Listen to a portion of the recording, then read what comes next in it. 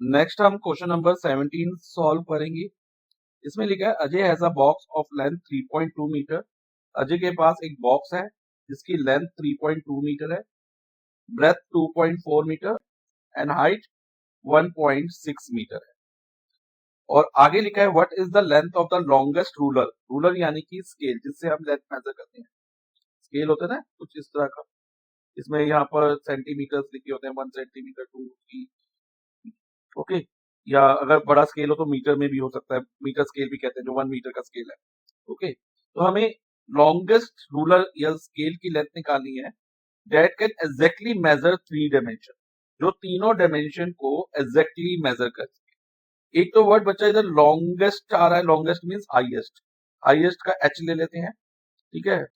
अब क्योंकि ये ईच डायमेंशन को, डायमेंशन यानी कि लेंथ ब्रेथ और हाइट को एग्जैक्ट नंबर में मेजर करेगा। एग्जैक्ट नंबर यानी कि मान लो अगर 3.2 मीटर वाली लेंथ है तो अगर हम 3.2 मीटर का रूलर ले तो एक बारी में मेजर कर लेगा।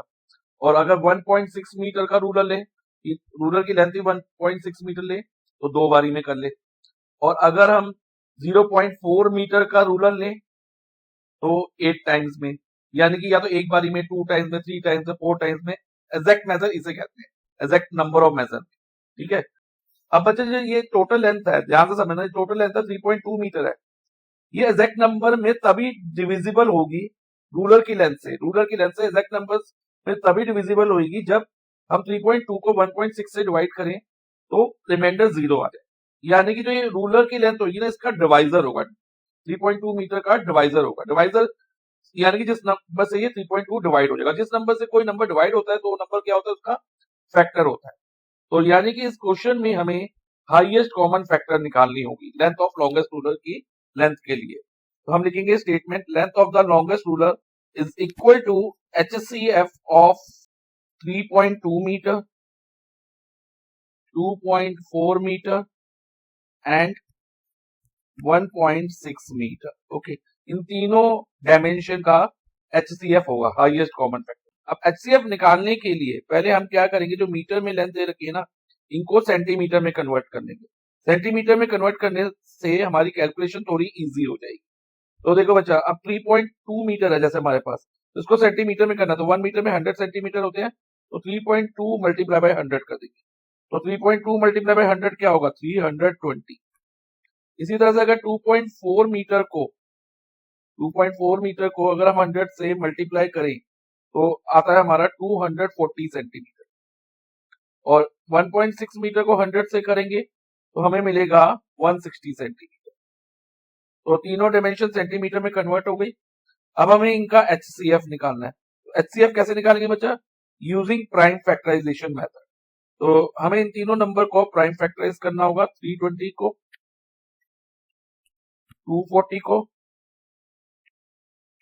और 160 को, ओके। तो कैसे करेंगे प्राइम फैक्टराइज, पहले 322 से डिविजिबल है तो यहाँ पर 160 आ गया। अब 160 भी 2 से जाएगा तो 80, 82 से जाएगा तो बच्चा इधर 40 आ जाएगा। अब 40 को 2 से करेंगे तो 20, 20 को 2 से करते हैं इधर हमारे पास 10 आएगा। और 10 को 2 से करेंगे तो फाइनली इधर 5 आएगा। और 5 से ही डिवाइड करेंगे तो इधर 1 आ जाएगा। तो प्राइम फैक्टराइजेशन ऑफ 320 क्या हुई, 320 इज इक्वल टू 2 कितने टाइम्स मल्टीप्लाई हो रहा है, देखो बच्चा, 1 2 3 4 5 6, तो 2 रेज टू पावर 6 टाइम्स आ रहा है। और 5 ओनली 1 टाइम आ रहा है, तो multiply by 5 raise to power 1 हम लिखे या ना लिखे उससे कोई फर्क नहीं पड़ता। तो अब 240 की फैक्टराइजेशन करते हैं तो यहाँ पर हमारे पास आ जाएगा 120 2 से डिवाइड करके। अब 120 अगेन 2 से डिविजिबल है तो 60, 60 को 2 से करेंगे तो हमें मिलेगा 30, 30 को 2 से करेंगे 15। अब 15 बच्चा 2 से डिविजिबल नहीं है तो ये 3 से डिवाइड होगा, 3 से डिवाइड करने पे इधर हमारे पास 5 आ जाएगा। और 5 फाइनली 5 से डिविजिबल होगा। तो प्राइम फैक्टराइजेशन ऑफ 240 हमारी हो गई 2 रेज टू पावर 2 कितने टाइम्स आ रहा है इसकी फैक्टराइजेशन में, 4 टाइम्स, तो 2 raise to power 4 multiply 3 1 time आ रहा है तो इधर 3 रेज टू पावर 1 और या सिंपली 3 लिख देंगे। और 5 ओनली 1 टाइम्स आ रहा है तो 5 इधर साथ में 5 आ जाएगा। अब 160 की फैक्टराइजेशन करते हैं बच्चा। 162 से डिविजिबल है 80, 82 से जाएगा 40, 42 से जाएगा 20, 20 भी 2 से जाएगा तो 10, और 10 को 2 से डिवाइड करेंगे तो इधर हमारे पास 5 आएगा, और 5 फाइनली 5 से डिविजिबल होके 1 आ जाएगा। तो 160 की प्राइम फैक्टराइजेशन हो गई 2 रेज टू पावर 2 कितने टाइम्स आ रहा है बच्चा इसमें 5 टाइम्स, तो 2 रेज टू पावर 5 मल्टीप्लाई 5। अब HCF निकालने के लिए यानी कि हाईएस्ट कॉमन फैक्टर निकालने के लिए हम क्या करते हैं, कॉमन प्राइम फैक्टर की जो तीनों में हमें दिख रहा है कॉमन प्राइम फैक्टर विजिबल है उसकी स्मॉलेस्ट पावर लेते हैं। और स्मॉलेस्ट पावर क्यों लेते हैं मैं आपको पहले भी बता चुका हूं, क्योंकि जो कॉमन फैक्टर होता है ना बच्चा, फैक्टर जो होते हैं इन तीनों नंबर से स्मॉलर होता है और वो इन तीनों नंबर को डिवाइड करता है, और डिवाइड तभी कर पाएगा जब HCF इन तीनों से स्मॉलर होगा। और स्मॉलर करने के लिए हम इसकी स्मॉलेस्ट पावर लेते हैं कॉमन प्राइम फैक्टर।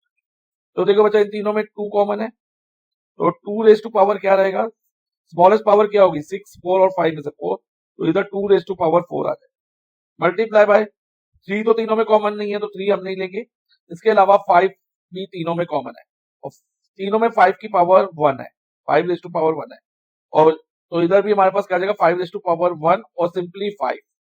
तो अब देखो बच्चा 2 रेज टू पावर 4 16 होगा, क्योंकि 2 इंटू 2 इंटू 2 करेंगे 4 टाइम्स, 2 को मल्टीप्लाई करेंगे तो 16 आएगा, और 16 मल्टीप्लाई बाय 5 इज 80, तो 80 सेंटीमीटर हमारा आंसर हो गया HCF का। फाइनली हम स्टेटमेंट लिखेंगे length of the longest ruler is equal to 80 centimeter, और अगर इसको मीटर में कन्वर्ट करें तो बच्चा 80 अपॉन 100 आ जाएगा, क्योंकि अगर हम सेंटीमीटर से मीटर में जाते हैं तो हम डिवाइड बाय 100 करते हैं, 0 से 0 कट गया, और 8 अपॉन 10 को हम 0.8 मीटर लिख देंगे।